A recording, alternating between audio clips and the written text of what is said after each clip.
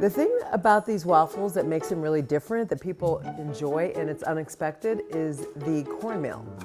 There's a nice texture to this waffle in addition to its lightness.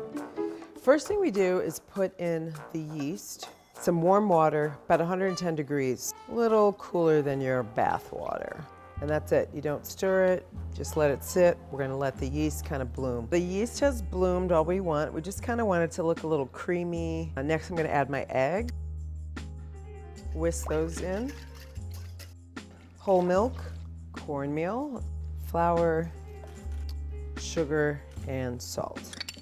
And then at the end, melted butter. Just a little butter. It's a loose batter. That's what gives it its light, airy texture.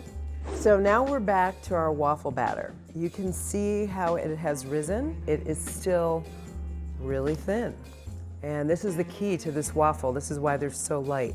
So just before actually making the waffles, we add some baking soda. That's gonna add that extra little puff in the waffle. All right, waffle making time. And we're gonna spray it always a little light vegetable spray, because the last thing you want is for your waffle to stick. Oh, that's perfect. This is what I'm looking for, this light, airy, but yet crispy on the outside waffle.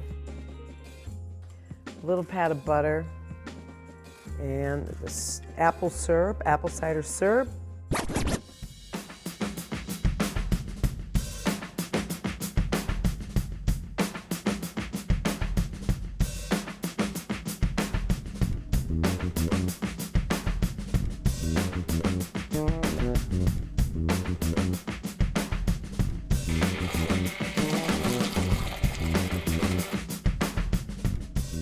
And the syrup.